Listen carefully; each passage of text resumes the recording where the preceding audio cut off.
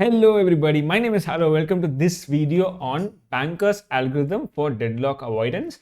Banker's algorithm basically, again, as the name suggests, Banker's algorithm for deadlock avoidance is an algorithm to avoid deadlocks when multiple processes are competing for the same resources. Okay, so we're going to be looking at how to code this algorithm in Python. So we'll also be going to be looking at the concept along with an example. So since this is more of a programming oriented thing, we'll just move ahead and what is required in Banker's algorithm. Okay, so what is the input in Banker's algorithm? You will be given a list of processes right here and followed by two tables, the allocation table and the max table. So this by itself, this is one table, okay? And this max table is another table, again followed by each process name, P2, P3, P4, okay? And finally an available matrix. See, this is an available list for each process. So this is not a process, it's called a resource. Okay, so each process is competing for three resource values here, the resource values being A, B and C. When you're answering this question, obviously you might be given another resource value, say D. Process will be competing for 4 resource values, but for simplicity we are taking only 3. When you are coding this, for example 4, you probably need to have included one more thing. Okay, so input is allocation matrix. This table is called as allocation matrix. You can call it the allocation table, whatever you want. The maximum matrix, again followed by the available. Available, again we can call this table or matrix, that's up to you. Okay, so these are the inputs. What is the output? What is required from Banker's algorithm? Mainly the output is something called as the safe sequence. Okay, so what is a safe sequence, you might ask? It's very simple. A safe sequence, see, you have process P1, P2, P3, P4, right? You have 5 processes here. You have to select an order of these 5 processes such that in that order, if you execute the processes, there won't be any deadlock. Okay, so this safe sequence is what you need. But before, in between from this input and output, there is an intermediate state, and that is what we have to calculate. That intermediate is called as the need matrix. Okay, so totally this is the crux of Banker's algorithm. You'll be given with an allocation matrix, the maximum matrix and the available matrix. You need to find out the need matrix. With that you have to find out the safe sequence. Okay, generally they will ask you if a safe sequence exists, find out the safe sequence. Sometimes the safe sequence will not exist as well. For that, again, there are some tricks over here. You sum up the values and then check if there is going to be deadlock or not. But in this particular case, we are going to be dealing, as I said, the algorithm is we are going to go through it fully, and we'll also write a case where there is no safe sequence existing as well. Okay, so this by itself is Banker's algorithm. Let's move on and see what this need matrix is and how we are calculating this safe sequence. Okay, so need matrix is given by maximum minus allocated. Okay, this is as simple as I can tell this. So need matrix is nothing but this value minus this value, this value minus this value, this value minus this value, this value minus this value, and this keeps on going on for all of these. Okay, so when you have P1, the corresponding allocation A minus the corresponding maximum A minus the corresponding allocation A. The maximum allocation B minus the corresponding the maximum B resource minus the maximum allocation in B. Okay, so if my wording is a bit confusing, what we are doing is, see, we have two different tables here. Okay, we are subtracting this value from this value, this value from this value, this value from this value. So max minus allocated, the max matrix minus the allocated matrix. What do we do in a matrix? We subtract the corresponding columns, right? So that is what we are doing here. So let us go ahead and calculate the need matrix for this particular case. So what do we get? 7 minus 0, 7, correct? And then 5 minus 1. So we'll just put P1 here. Okay, and this is A, B, C. 5 minus 1, 4. 3 minus 0, 3. Sorry, this is P0, P1. We have 3 minus 2, 1. 2 minus 0, 2. 2 minus 0, 2. Followed by P2. P2 is given by 9 minus 3, 6. 0 minus 0 is obviously 0. 2 minus 2 is 0. P3 is 2 minus 2, 0. 2 minus 1, 1. 2 minus 1, 1. Followed by P4. This 4 minus 0 is 0, 4, sorry. 3 minus 0 is 3. 3 minus 2 is 1. Okay, so this now is the need matrix. So in the question, if they ask you for this value, this need matrix, this is the need matrix. This is what you need to be generating first. So once you have the need matrix, now we can go ahead and calculate this safe sequence. How do you do this? It's a bit tricky calculating the safe sequence. So let us free some space here so that it's better for us to write down. And I don't really want, see my camera is down as well. I don't want that to be interrupted. So I think I'll go ahead and erase this input and output as well so that we have some space to work on the rest of this. Okay. So yeah, so we have space cleared for us. Let us go ahead and calculate the safe sequence. Okay. So we'll go ahead and put safe sequence here. So this will be a list, say. Okay. Kind of. Okay. So now let us go by case. So for P0, what we have to do is, see, we have something called available. Okay. Step 1, compare the available and the need. Okay. We have to compare these two values. Okay. And what we need to compare here is if the available is greater than or equal to the need value, which means, see, for example, process 0 needs this amount of resources from A, B, C, 3 resource types. Okay, we have to calculate, and this is the available resources for each resource type. We have to say if this availability is greater than or equal to the need, then only we can process the process, right? Because the resources should be higher. It should be available in order to give this. See, for example, let's take for P0, available is given by 3, 3, 2 for A, B, C. The need values are 7, 4, 3. So clearly the need values, let's compare 7 and 3, it is greater. So 4 and 3, again this is greater. 3 and 2, again this is greater, which means this condition is false. This is not needed. The available is lower than the need. And one more thing to check is you need not check for every single value if the available is greater than the need. Even for one value, if the need is greater than the available, you can go ahead and say that we are not going to be able to process this process at this particular time. So we cannot process P0. Okay. Let us move on to P1 here. Okay. For P1, what is the need value? The need value, okay, first of all, the available value is 332, correct? The need value is given by 122, 122. Now we can go ahead and say, see, 3 greater than 1, yes. 3 greater than 2, yes. These two pass the check, okay?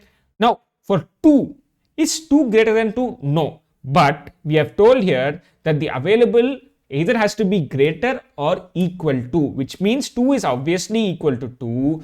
Therefore, available is greater than or equal to the need, which means we can go ahead and process P1. So P1 can be processed. Okay. So how do you process this? That is a question, very good question actually. And that is where a few things come to play here. Once P1 can be processed, we have this particular need value.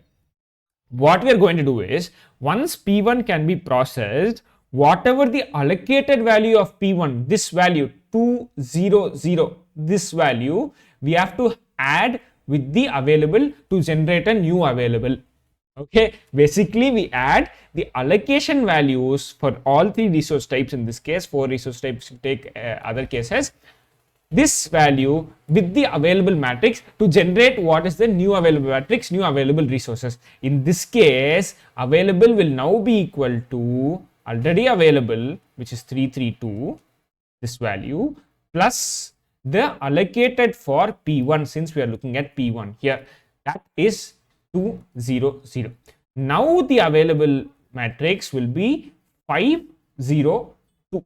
Okay, I hope that, sorry, not 502, 532. This plus this, this plus this, and this plus this. Okay, so 532 will now be the answer for the available. Okay, 532 will be available now, and we can go ahead and process P1. Okay, with that being said, let us move on to the next process. We have available value. Let's just note down the available value here so that it's easy to work with. 532. Okay, this is the value of available.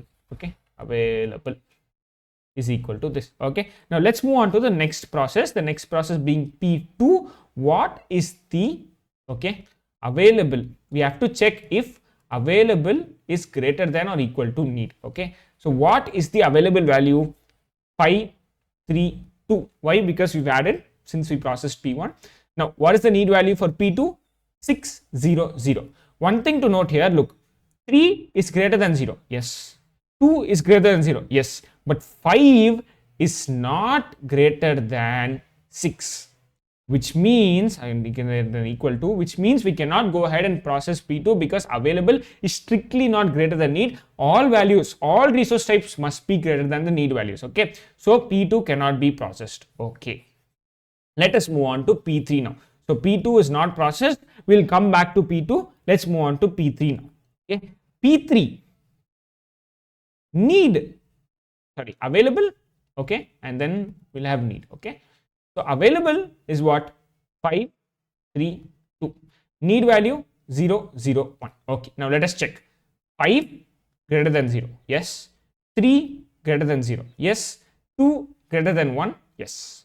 So 5 greater than 0, 3 greater than 0, 2 greater than 1. Therefore, we can process P3. Process P3. So if we process P3, what do? We go ahead and update this available to available plus the allocated value. Allocated value of P3 is right here, 211. So 532 plus 211, available value will now be equal to 743. You guys can go ahead and check over here by calculating. So we can go ahead and update this available value to 743. You might be asking, why are we updating this available value? See, once we process a process, the resources will no longer be required. Let's say the need value is something, okay, and we are allocating something. So need, obviously, since available is there, we can go ahead and process this. Once this is processed, some resource types will be allocated to that particular process, right? Once that is processed, it will be releasing the resource type. That means available now will be more because the resources are released now. Okay, so now the available is 743, and we have gone ahead and processed P3. Now let us go and say P4. For P4, what is the available? Available is now 743. Okay, and what is the need? Need is given by P4's need is 431. Let us check. Is 7 greater than 4? Yes. Is 4 greater than 3? Second elements? Yes. Greater means greater or equal to. Okay, I'm not putting that every time, but that is what it is. Is 3 greater than equal to 1? Yes. Which means the available is definitely greater than equal to the need. So P4 can be processed. So once P4 can be processed, what is the available value? Available is equal to 743 already, plus what is the allocation value? 0, 0, 2. So this now becomes 745. Okay, 745 is going to be the value of the 45. Okay, of the available now, and P4 will be the next element in the save sequence. Okay, now once we move on to P4, see, you might think all the processes are done. No, we have to loop back and check for every process. Okay, now let us go back and check for P0. P0, what is the need value? Need value is 743. Need. Okay, what is the available value? Available value is now 745 available. Okay, here we can say 7 greater than equal to 7. Yes. 4 greater than equal to 4. Yes. 5 greater than equal to 3. Yes. So obviously the available is greater than equal to the need. Greater than equal to the need, which means P0 can now be processed. Now that means if you're adding P0 to the save sequence, then we have to make one more change. We have to update the available. Available will now be equal to 745 plus the allocated values of P0, which is 0, 1, 0. What does this give? 7, 5, 5. This will be the value of the available matrix now. Once this is done, okay, so P0 has also been serviced. Okay, now let us look at P2. This is the final process.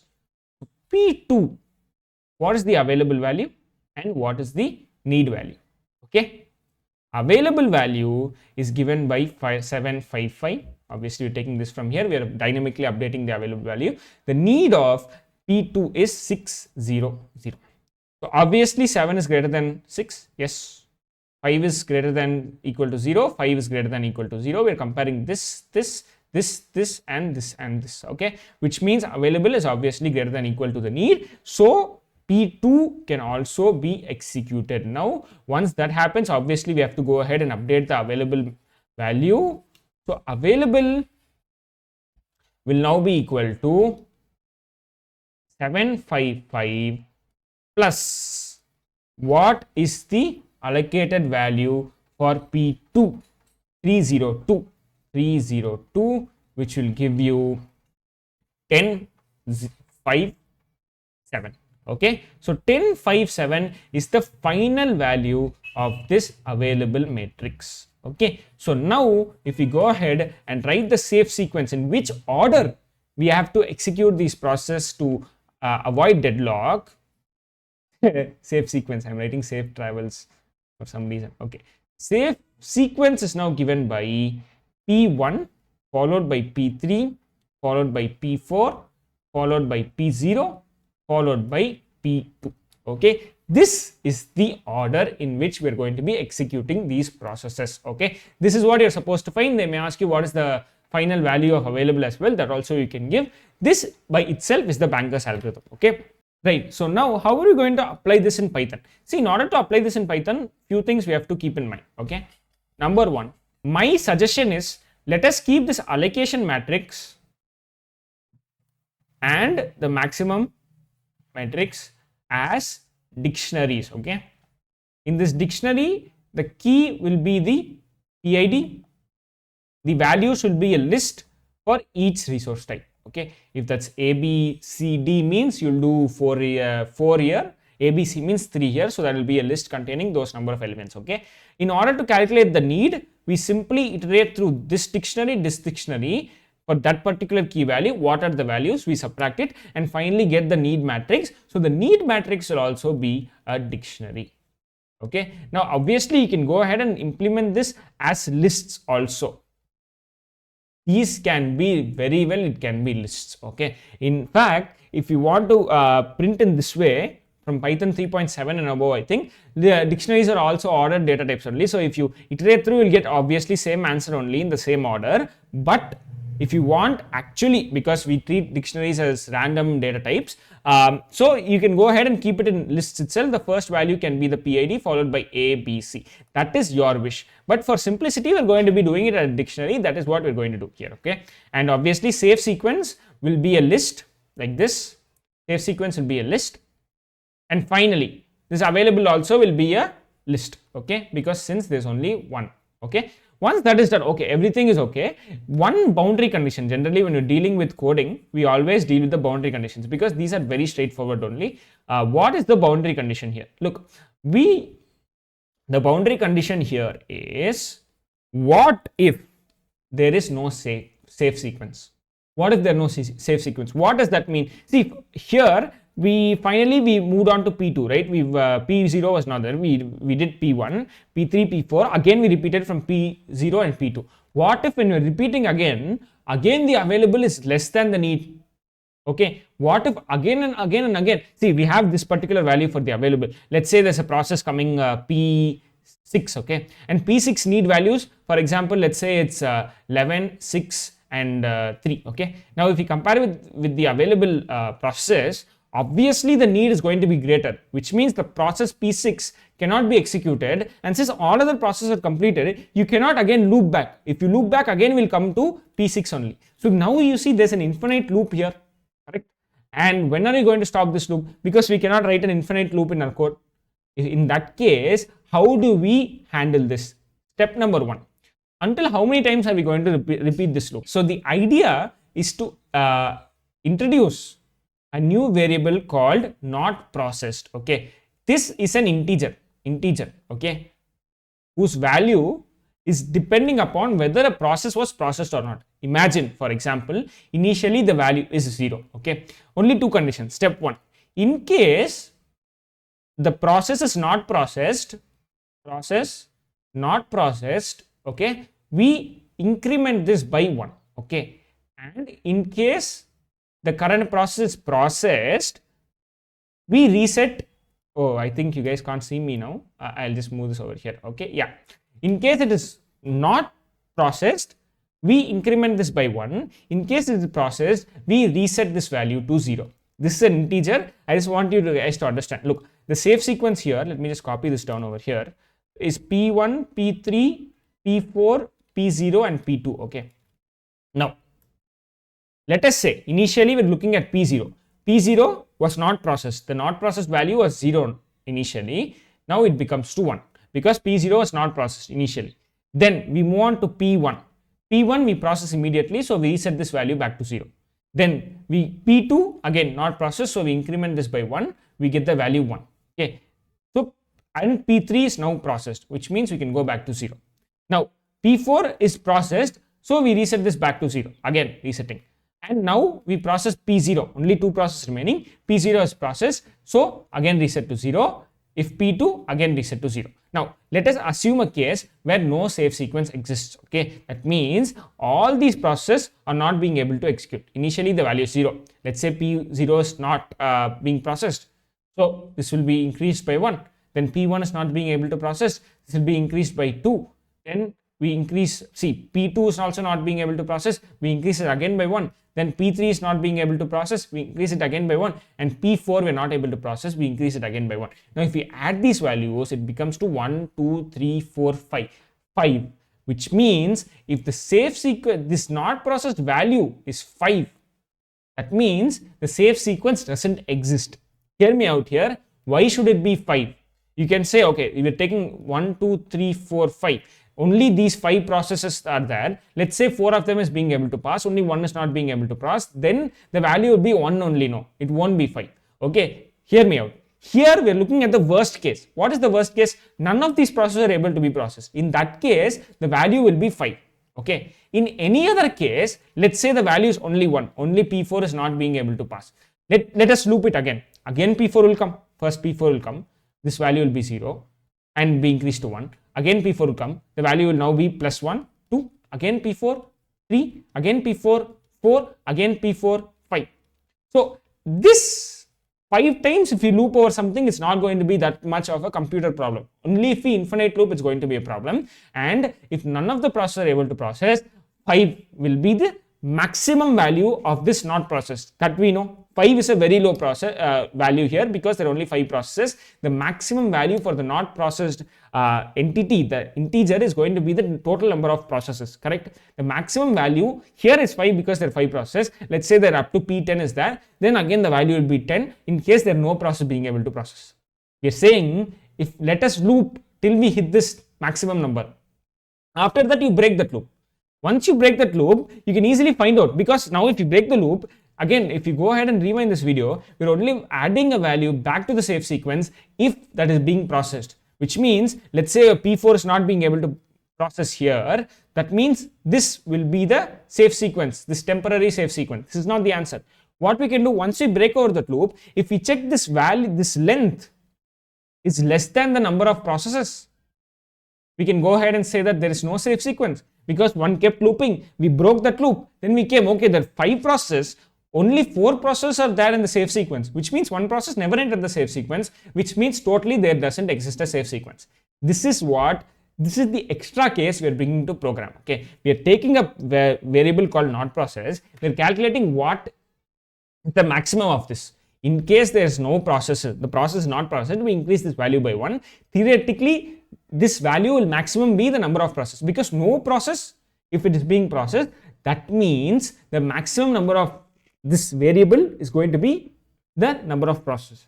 Okay, once that number we reach, we are deleting. Obviously, there will be cases where this loops over. Example, if there are only one process, it's going to be looping over to the amount of the number of processes there. Once that is achieved, we go ahead and break this. Once we break, we simply do one search called if this value is lesser than the number of the process. If it is, that means there is no safe sequence. If it is not, we can go ahead and print the safe sequence. Okay, if you could understand this, if you can't understand, again go back and watch this again. Hopefully you'll be able to understand. We can go ahead with the code. Right, so I have Visual Studio Code open here. So we're going to be doing the banker's algorithm. So first things first, we have to go ahead and get the input, correct? Get the input. In this case, let's not get from the user. Let's just directly declare what is what, okay? But obviously you need to get it from the user as well. That's will be simple, just declaring a dictionary itself. And again, let us go ahead and define. Let's just create the if name equal to main, okay? So how do you get, let's create an available dictionary, and the available will be a list, max will be a dictionary, and okay, you cannot name something max in Python because that's obviously a keyword. And then let's have a allocated dictionary, okay? Allocated will also be a dictionary. So again, as we discussed here, this will be a list because there's only one line. This will be a dictionary, this will be a dictionary, followed by each what? Each process ID being the key, and this particular values to be the value, okay? For example, in this case, for allocation, we can go ahead and say P0 is given by a list in max. Okay, we're doing max right now. Max will be 753. Same P0, okay, will be given by what? Will be given by 0, 1, 0 for allocated, okay? This will be the idea here. How do you get this from the user? If you want to do it, just name the process, get the values for allocated, get the values for max, same process ID only, go ahead and create this value. For example, max of PID to be the allocated or the this value, whatever list you're getting from the user, you just declare it like that, and similarly for allocated as well. So this, if you guys understand, I'm going to go ahead and fill the rest. Okay, obviously let's go ahead and fill allocated first, available first. Available will be 332 initially. I'm going to go ahead and do the same thing. This will be the key value, key, and this will be the values. Okay, for the rest, then we'll meet. Yeah, so I've gone ahead and filled this particular values for the allocated and the max. Guys can go check this out. So I've changed these two also, so that it's you guys can be understanding this a bit easier. So this is in the same order only. Obviously, available is the same. Let's say allocated of P2 is 302, correct? And then max of P2 is 902. Okay, so P2 is 902. So everything is the same. You guys can go and check that out. How are we proceeding in this banker's algorithm? What is step 1? Step 1 will always be to calculate the need matrix. So let us go ahead and define a function called calculate need. Okay, and what do you get as an input? You get the allocated and the max. Okay, so these two values is what you get, and you have to return the calculated. So need will be, that will also be a dictionary only. What we do, simple, for process in allocated. Okay, let's just pause for now. What we are doing here is we are iterating through every process in this allocated list, and when we iterate through a dictionary, we only get the key values or keys. Okay, when I say key values, I mean the value of the key, okay, not the values. Okay, so let's say process will now be the PID. Okay, so let's just put PID here if you guys can't understand it. PID will be, for example, now P0. So this P0 is the same in max, obviously, because we're using the same keys only for both here. So what we can simply do is the value, the need values will be nothing but max of PID. See, max, you have some PID values, max, so that will be this value, for instance, subtracted by this value, by allocated of PID. Okay, obviously you can't do stuff like this when you're subtracting two lists, but this is kind of the pseudocode what we're trying to do here. Basically, if you do vector subtraction, you'll get this. Okay, so how do you subtract each of this element from each of this element? Simple. Okay, look, you go ahead and create a list. that is max list. Okay, these are the elements of this particular PID's max. Okay, so these are the resource values 753. Similarly, we go ahead and create the allocated list, which is the values of that particular PID. Okay, okay. So then we create something called the need values. Need values will be what? An empty list. What you're going to do is we're going to iterate through this list. Okay, subtract this minus this, this minus this, this minus this, this minus this. How do you do that? Simple. For I in range len of max list, correct? We go ahead. What do? We simply subtract need values dot append what? Max list of I minus allocation list of I. I is the index here. That is what we are doing here. Once that is done, nothing, we can go ahead and create an entry in this need matrix. The need of that particular PID will be equal to the need values. Okay, once we get that, we can go ahead and return the need. Okay, right, now that this is complete, let's just go ahead and call this value, this function, sorry, so that you guys can understand what we're talking about here. Let me just go ahead and print the values here. Yeah. And show you what we're working with here. So yeah, so this will be the need matrix. Okay, for example, P0's need values are 743, P1's values are 122, okay, followed by 600, yes, followed by 011, yes, followed by 431. So we have successfully calculated the need matrix. So let us move ahead with the next part, which is validating and finding the safe sequence. Okay, so now that we have this clear, let us go ahead and define a function called bankers to perform the rest of the algorithm. Let us say again, take the allocator, the maximum and the available as input. What will this do? First things first, let us calculate the need matrix. The need matrix, we can just call this function we have defined below. Actually, it's better if we call this particular below this function so that Python knows what we're talking about, although it won't be an error, but still let's do this for programming sake. Let us go ahead and calculate for the available and the maximum matrix. So now we have the need matrix. Yes, now let us go ahead and declare a list for the safe sequence. That is what this is. Okay, that also we have done. So what else? See, we introduced an integer called not processed. Let us go ahead and declare that as well. Not processed is initially 0. Right, and then what do we need to do? We need to know what are the names of the process that we're going to be processing. Look, we have P0, P1, P2, P3, P4. So we need to have a list of all the possible process, because we're taking one process, checking if it's servicing or not, then we go back, right? So what do we do? Simply, we can either iterate to this matrix or this matrix, because this will have this as the keys, correct? So we can just go ahead and create a dictionary called processes, okay?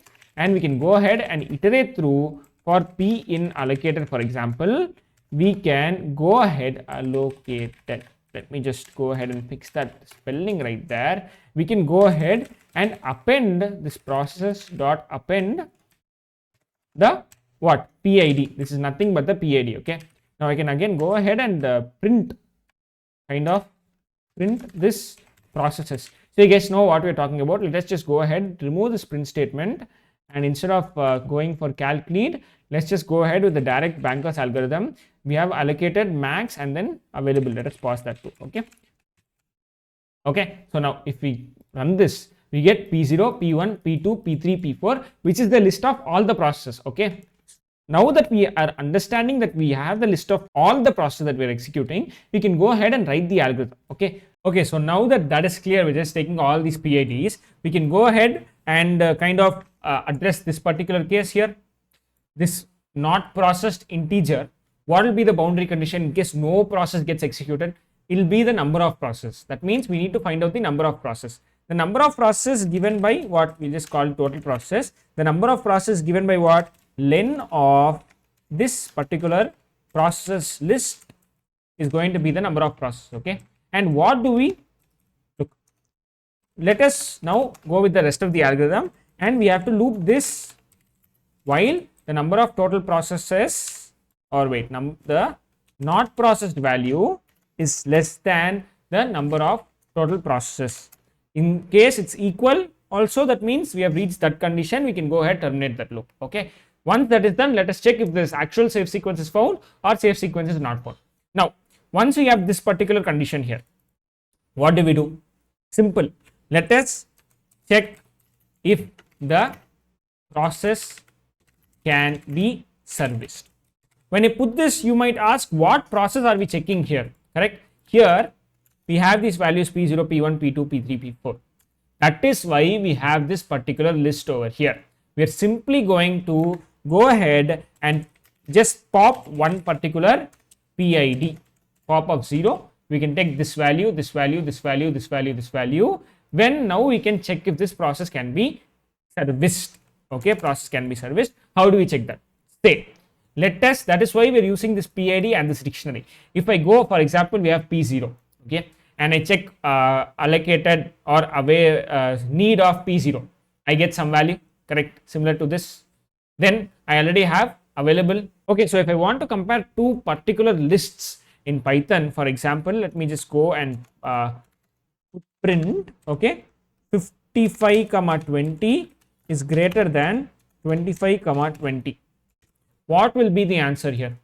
It says true, because what does it do? It compares this with this, then this with this. Okay, if I go ahead and change this value to 30 also, I'll get the same answer only. And similarly, if I go and change this value, say to less than 25, 12, okay, it'll say false, which means it's comparing each and every corresponding element. Okay, so that is why we are going ahead and just using it as a dictionary, because now we can simply just compare if the available is greater than or equal to need of PID. As we already said, the need is nothing but a dictionary with the process ID as the keys and the values as what? The values being the same resource type, if it's ABC or ABCD or ABCDE, the values for each of those resource types. Okay, that being said, once this is true, that means the process can be serviced. The process can be serviced. What do we do here? Number one, let us go ahead and add this process to the safe sequence. We can add the PID. What else do we do? In case the process is there, it can be serviced. We reset the not process to 0. Not process should be resetted to 0. Okay. Then what else do we do? We add the available with the allocated values. How will we do that? Look, now we are coding for not 3 resource types. We are coding at dynamic, so you can have as many resource types as you want. So, and how do you find how many resource types are there? Simple. You take this available. The length of the available will be the number of resource types, yes or no? So what do we do? Let us just loop for I in range len of available. What will that do? The number of resource types will come. What we'll do is available of I, that particular resource type, add plus equal to allocated of that particular PID, for example P0 of I. So let's say index is 0 means P0 of 0, P0 of 1, P0 of 2. So that corresponding values will be added. Okay. So this means this condition is our checking is done. What will we do if the process is not being able to service? That means the available is less than the need. Then nothing. We need to increase this not processed value by 1 as we discussed below. Then what will we do is we must what? Add that PID back to the processes list. Append that PID. Look, we are popping one PID here.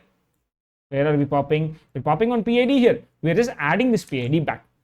Okay, so that is why we can check this again and again and again until it gets processed. If it's processed, we're not adding it back. If it's not processed, then we're adding it back. Okay, so that being said, answer me one thing. We now need to check if this loop is outside. We need to check if the safe sequence is equal, the length of the safe sequence is equal to the length of the number of processes. Okay, how do you check that? See, number one, we are only looping till this not processed value is less than the total process, which means one condition we are checking, the condition where the safe sequence does not exist. But we need to break out of this when there is a safe sequence existing also. No, how do you do that? Simple. What is the condition to check if the safe sequence exists? Nothing. The len of the safe sequence must not be if it is equal to, let's say, the total processes.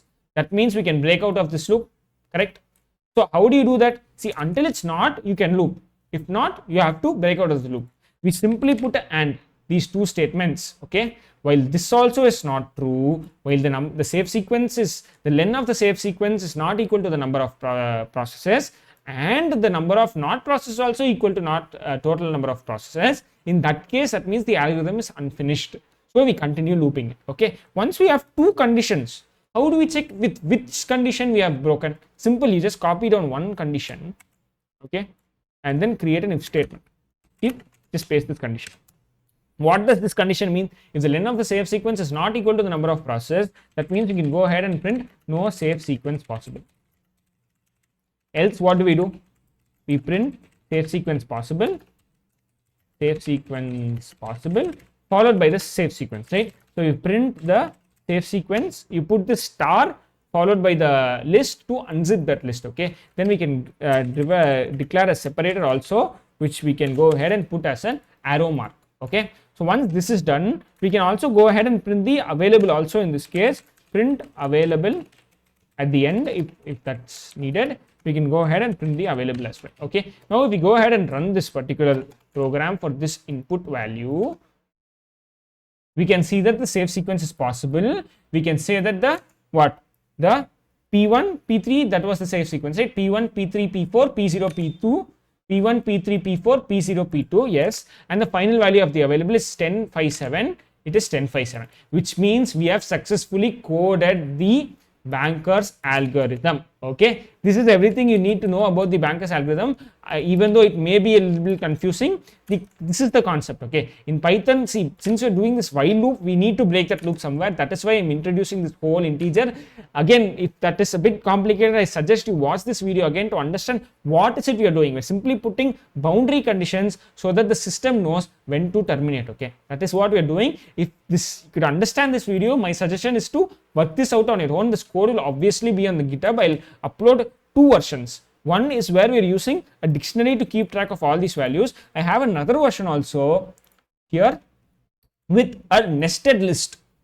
So this will be a nested list. So if you're asking why is this not a nested list, why are we doing a dictionary, that also I have a version. You guys can go ahead and understand this version also. I'll have comments also in this version. You guys can understand whichever version you'd like to. I hope this video was helpful and was not too confusing. In case we ran into a roadblock or two, I apologize for that as well. The code obviously will be in the GitHub in the description. You guys can go check that out. Thank you so much for watching this video. I'll see you in the next video. Until then, bye.